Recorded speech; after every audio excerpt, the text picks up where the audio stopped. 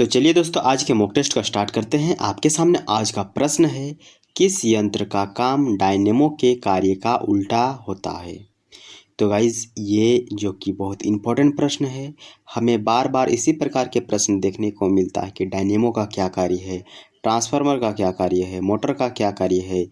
तो ये आज आपको याद हो जाइएगा कि आखिर डायनेमो का क्या कार्य होता है। तो जो डायनेमो होता है वो विद्युत ऊर्जा को यांत्रिक ऊर्जा में बदलता है, लेकिन यहाँ पर उल्टा बोल रहा है कि इन ऑप्शनों में से कौन ऐसा है जो डायनेमो के कार्य का उल्टा काम करता है। तो इसका सही आंसर मोटर होगा, जो कि यांत्रिक ऊर्जा को विद्युत ऊर्जा में क्या करता है, ट्रांसफर करता है।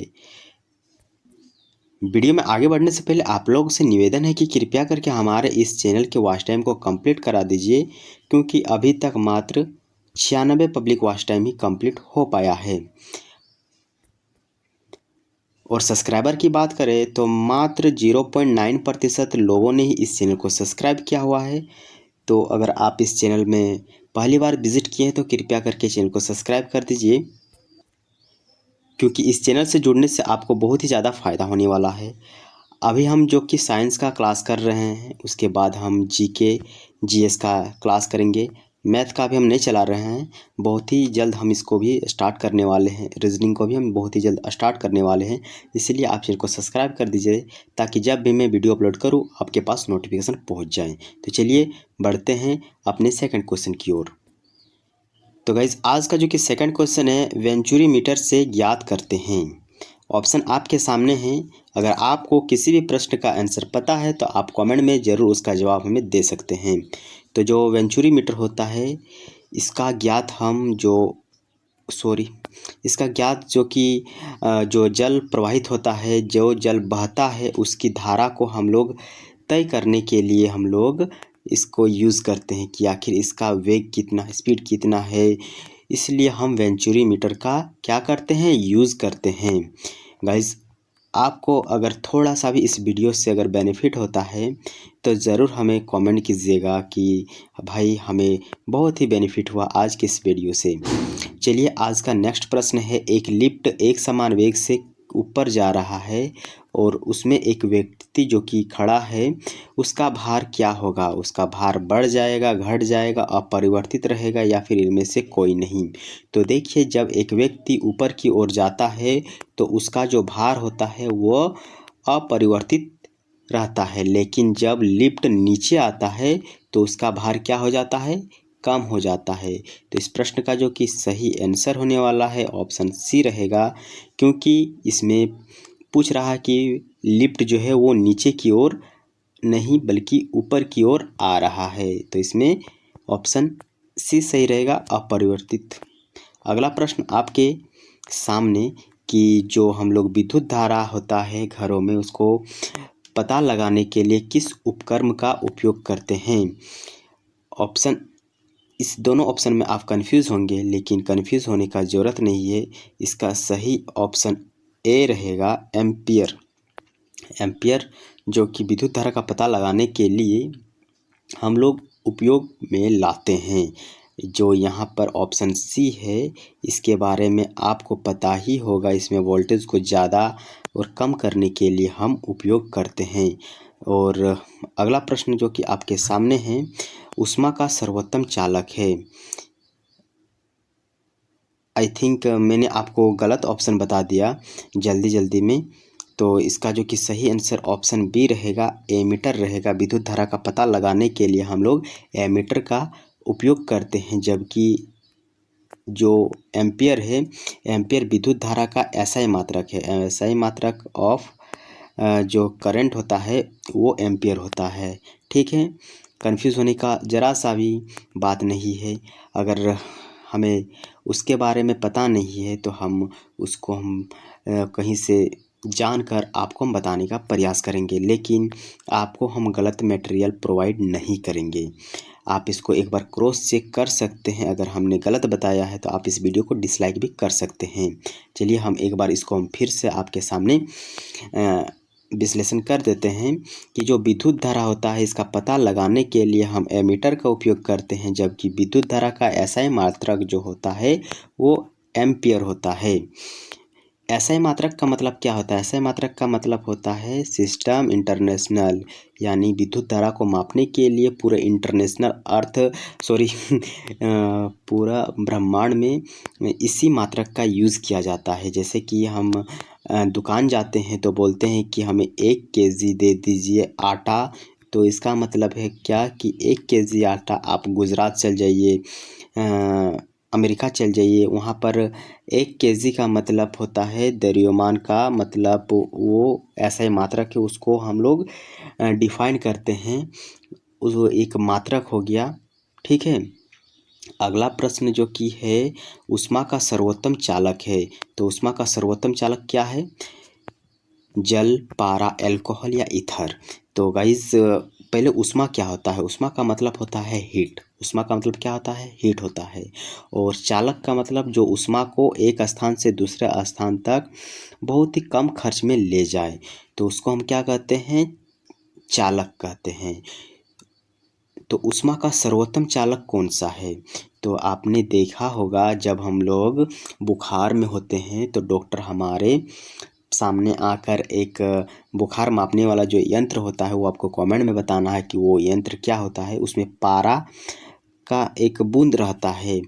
जब हमारा शरीर में टेम्परेचर ज़्यादा होता है तो वो पारा का बूंद ऊपर चढ़ जाता है, और कम रहता है तो कहीं बीच में रहता है। तो पारा जो होता है ये ऊष्मा का सर्वोत्तम चालक है। जब ज़्यादा गर्मी होता है तो पारा ऊपर चढ़ जाता है, और जब पारा में कम हमें टेम्परेचर देखने को मिलता है तो वो नीचे आ जाता है। ठीक है। तो ऊष्मा का सर्वोत्तम चालक क्या होता है? पारा। अगला प्रश्न, जो इलेक्ट्रॉन वोल्ट है इसका इकाई क्या है? इलेक्ट्रॉन वोल्ट का इकाई क्या है ये आपको बताना है। तो इलेक्ट्रॉन वोल्ट जो होता है इसका जो इकाई है वो ऊर्जा है। ओके। अगला प्रश्न आपके सामने बहुत ही इंपॉर्टेंट प्रश्न है। गैसों के अणु की गतिज ऊर्जा किस ताप पर शून्य होती है? जो गैस हैं उसकी गतिज ऊर्जा किस ताप पर शून्य होती है? गतिज ऊर्जा मतलब वो अब गति जरा सा भी नहीं करेगा, वो मतलब बर्फ बन जाएगा। तो किस टेम्परेचर पर? टेम्परेचर मतलब ताप पर वह शून्य हो जाता है। तो इसका सही आंसर होगा -273 डिग्री सेल्सियस पर जो अणु होता है वो शून्य हो जाता है। उसमें हमें किसी भी प्रकार का और परिवर्तन या फिर हलचल देखने को नहीं मिलता है। अगला प्रश्न है कि जो पारा होता है उस तापमापी में किस ताप तक प्रयुक्त हो सकती है? कितने ताप तक वो जा सकता है? तो इसका सही आंसर आपको रट लेना होगा, 360 डिग्री सेल्सियस तक वह प्रयुक्त हो सकता है। ओके। अगला प्रश्न की ओर चलते हैं। डायनेमो परिवर्तित करता है, जो कि हम लोगों ने पहला ही प्रश्न में देखा था इसके बारे में। तो जो डायनेमो होता है वह यांत्रिक ऊर्जा को विद्युत ऊर्जा में क्या करता है? परिवर्तन करता है। यांत्रिक ऊर्जा को विद्युत ऊर्जा में क्या करता है? चेंज करता है, परिवर्तन करता है। ट्रांसफार्मर प्रयोग में आता है। ट्रांसफार्मर का हम लोग प्रयोग कहाँ करते हैं? तो ये आपको बताना है। तो जो ट्रांसफार्मर होता है वो उससे हम एसी परिपथ में यूज़ करते हैं। एसी यानी अल्टरनेटिव करंट में हम लोग उसका यूज़ करते हैं। ओके। अगला प्रश्न है, एक बार बराबर होता है। एक बार बराबर कितना होता है?